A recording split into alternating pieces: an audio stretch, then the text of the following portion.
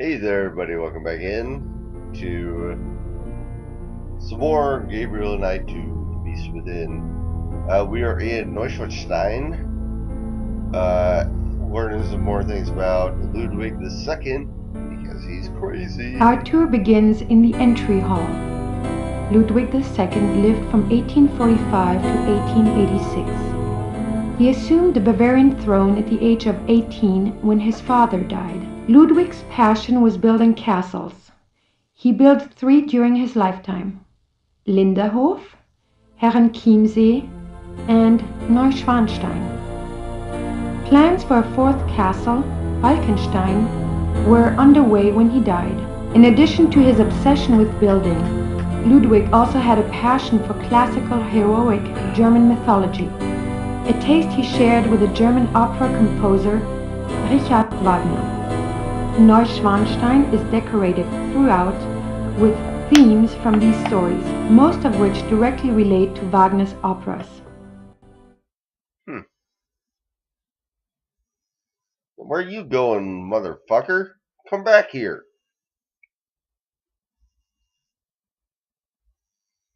I wonder where that door leads. I don't know. These scenes seem to tell a story, but I have no idea what story. It looks like that's probably the Roman god Hephaestus, or however you say it, the cripple god, the blacksmith, and that is probably, I don't know, he's got a horn, so I don't know, I'll say Apollo, maybe? Hephaestus and Apollo? That would be my guess, if I had to guess.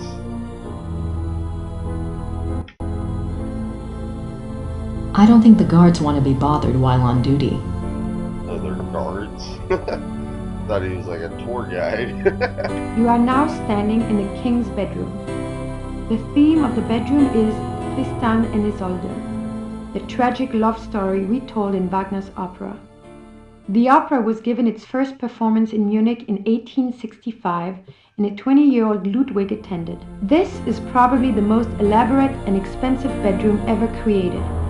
It took 14 woodcarvers 4.5 years to create this room. It was this kind of extravagance that bankrupted the king. In the years before his death, he found it increasingly difficult to find money from any source. Alright. See a guard? Nope. Now there's another guard.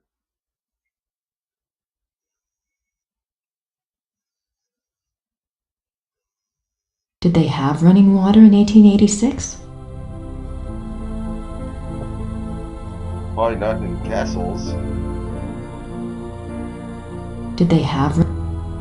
Maybe Ludwig thought all this luxury would help him sleep.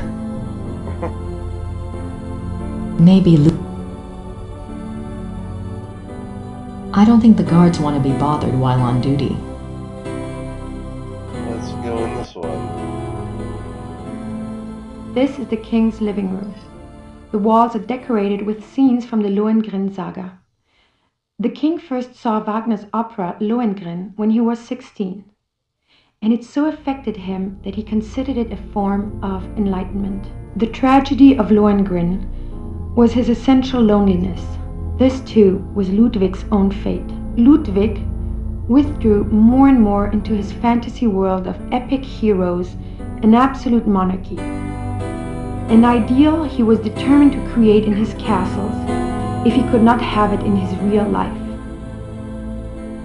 He only wanted to be alone with his dreams, so much so that even his servants were kept at a distance and were not allowed to look at him. What were you afraid they'd see?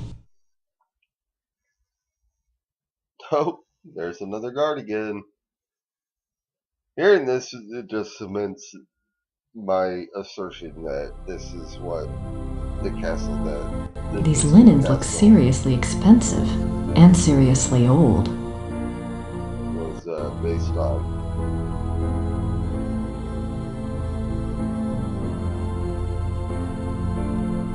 Nothing there? Alright. The Miracle of the Grail.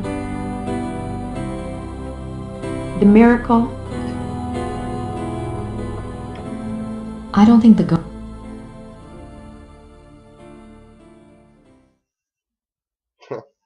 Bye. What is the point of that? More swans. More swans? I haven't seen one swan, so... What the fuck is this place? I can almost picture Ludwig in here. I wonder what he really dreamt about in this room. This is a reproduction of the grotto from the Tannhäuser saga. In such places, Ludwig would pretend he was one of his beloved mythic heroes. As the grotto personifies, the castles were solitary playgrounds built for Ludwig alone. He believed the masses were too coarse to appreciate fine art, and he seldom entertained guests. In fact, Ludwig had a standing order that upon his death, the castles were to be destroyed. Fortunately, the estate was in such debt that the castles were opened for paying tours only weeks after Ludwig's death. They haven't closed since.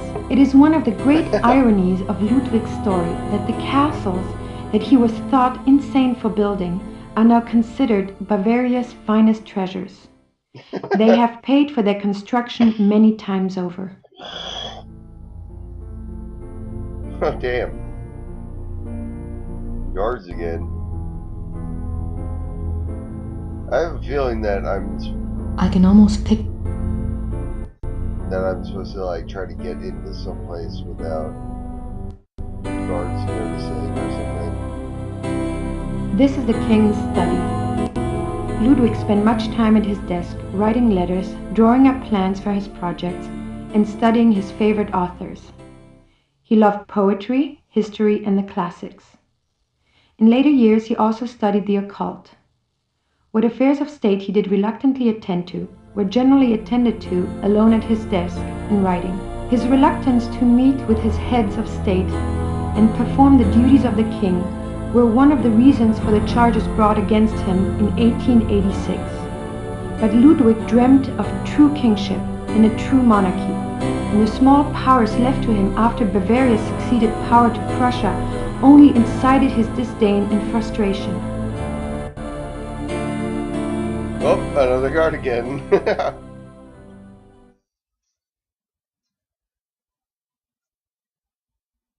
I wonder why he was studying the occult before he died. I doubt there's anything left in there now. Besides, the guard would kill me if I touched it. Not they'd actually kill you, but...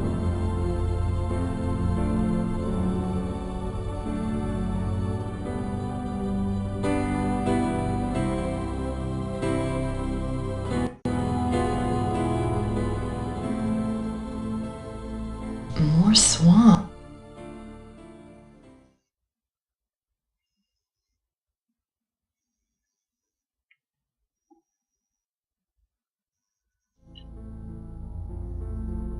This is Ludwig's private chapel. The king was a devout Catholic, as were all of the Wittelsbacher rulers. They supported the Roman Church even when other European countries were dominated by Protestantism. It's a beautiful crucifix, ivory and gold. It's a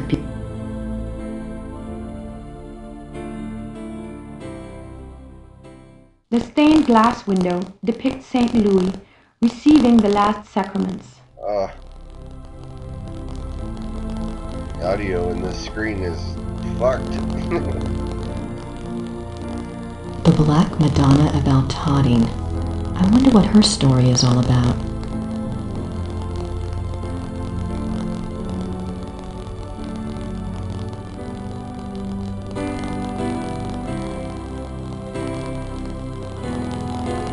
Alright.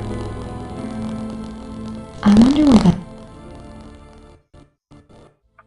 That's everything in this place.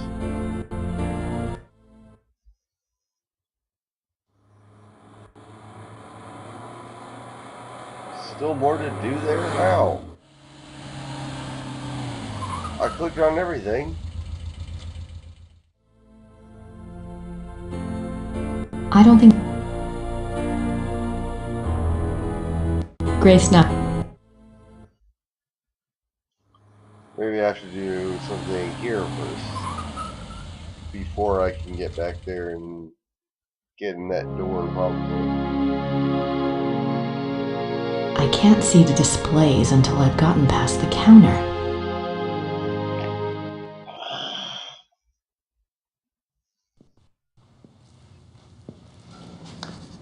Guten Tag. Guten Tag.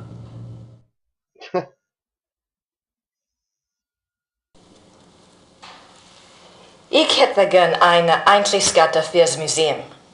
Ja, 8 Mark für eine Ganztagskarte.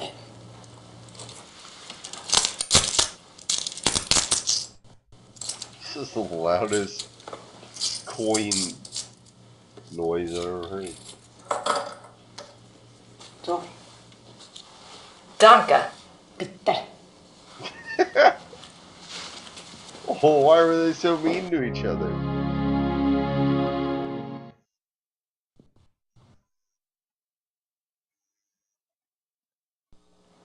Ist das die Ludwig Museum? Ja, ja. Ludwig der Zweite von Bayern.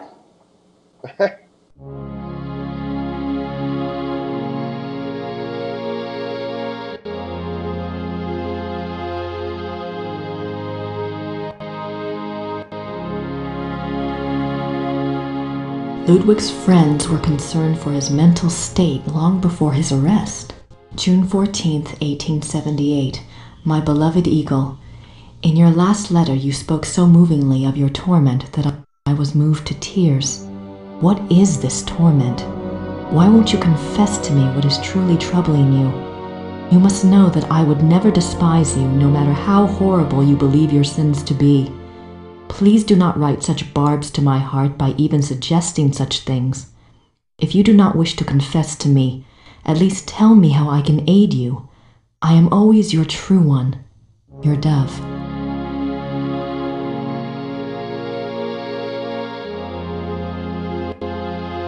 July 3rd, 1863. Elizabeth, you can have no idea, dear cousin, how happy you made me. The hours recently passed with you in the railway carriage I consider among the happiest in my life. Never will their memory fade. You gave me permission to visit you at Ischl. If the time comes for this ardent hope to be fulfilled, I shall be of all men upon earth the most blessed. The feelings of sincere love and reverence and faithful attachment to you, which I cherished in my heart even as a boy, makes me imagine heaven upon earth, and will be extinguished by death alone. I beg you with all my heart to forgive the contents of this letter, but I could not help myself. Ludwig. Coming on a bit strong there, Ludwig. Elizabeth frequently gave Ludwig advice on royal conduct, hoping to protect him from unfavorable public opinion. March 1st, 1865. My dearest Eagle, you have not written me in a few months. I have missed you. I often try to imagine what you are doing. I hear tales that you have been on retreat and have not been seen in Munich for some time. I suspect it is this new friend you wrote up so mysteriously that takes you away from home. I hope you are enjoying yourself, my beloved, but I beg you to caution. The people need to see you at the throne. I also hesitate to suggest that what your officials do in your absence may not always be in your own best interest.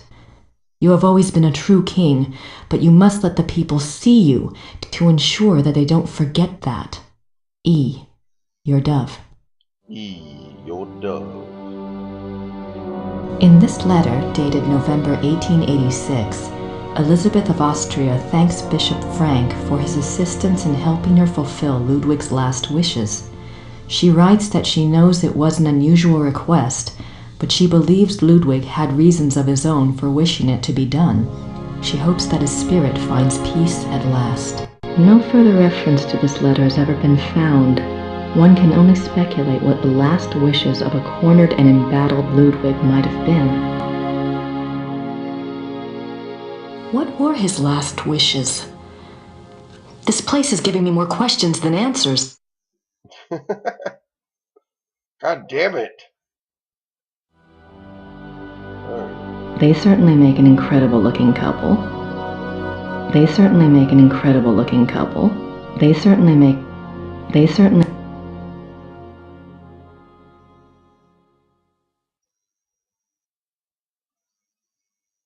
She's beautiful. One of Ludwig's few close friends was Empress Elizabeth of Austria. She was a distant cousin of the boy Prince, and he saw her often growing up. Graceful and beautiful, Elizabeth seemed to represent the feminine ideal to the younger Ludwig. Their friendship continued after her marriage, mainly by correspondence. She remained a source of stability for Ludwig throughout his life. In keeping with Ludwig's love of romance and drama, he called her the Dove, and he to her was the Eagle.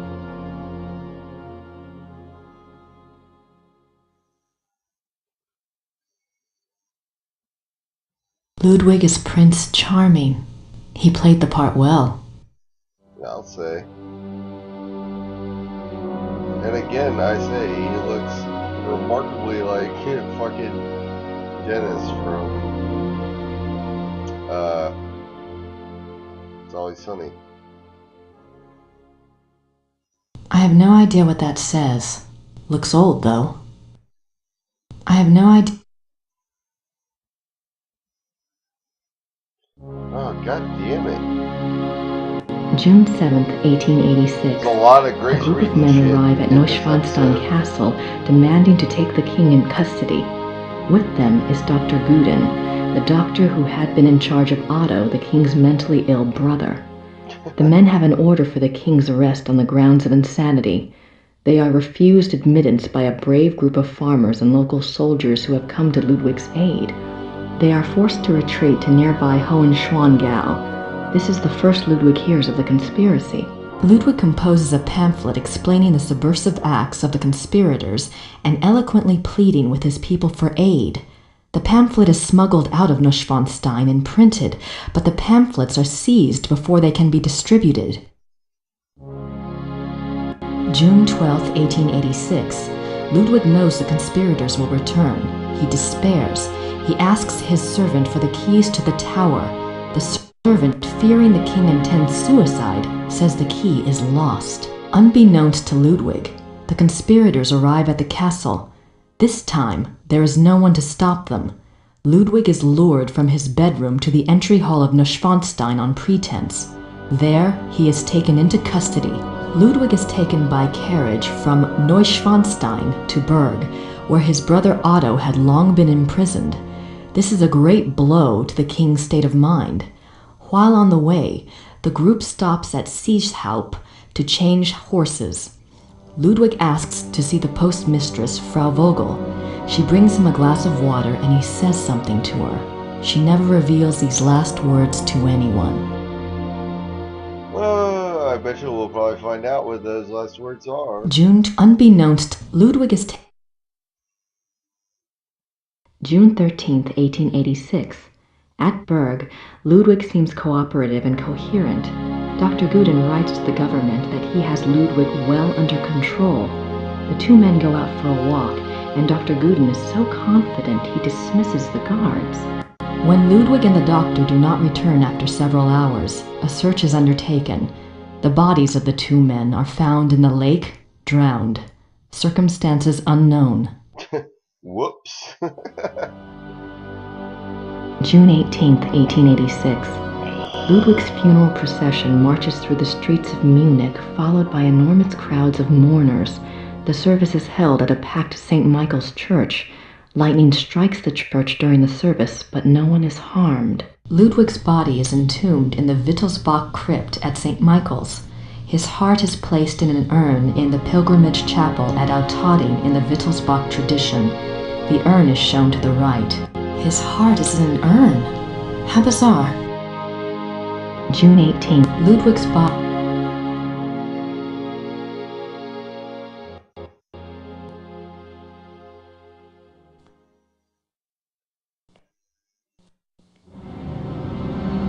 Oh my God. That's the slate for my dream. Maybe Mrs. Smith will know what my dream meant. I have to ask someone. This thing is getting too weird. I don't remember her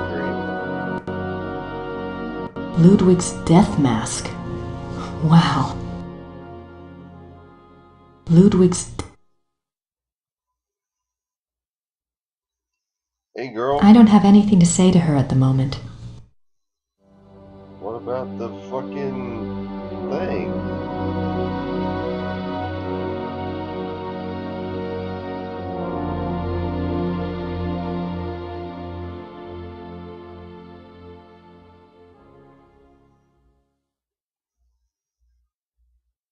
I don't have...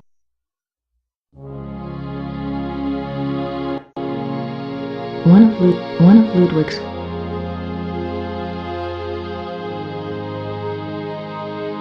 I looked at everything.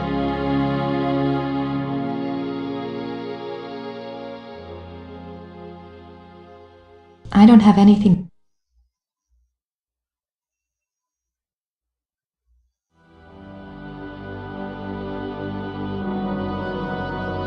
Maybe Mrs. Smith will... The midnight sleigh rides. Ludwig went on long sleigh rides in the middle of the night, particularly in his later years. It is said that he suffered from insomnia, headaches, and toothaches, and the rides soothed his restlessness. The sight of the king's grand sleigh speeding through the countryside of the Alps often startled the peasants and became a superstitious omen of ill fortune. I can see why. But what was he doing out there at night? Who knows? Being crazy. I don't have anything to say. Why not?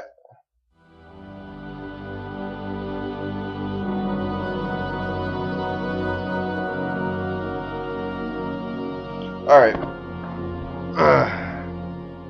It's like 3 in the morning, so I'm going to end this. Next time I will figure out what else I need to look at. Because eventually I needed to talk to that woman again. And she will let me continue on, but she won't talk to me for some reason. So next time we'll figure out what the fuck's going on. Catch you then. Thanks for watching.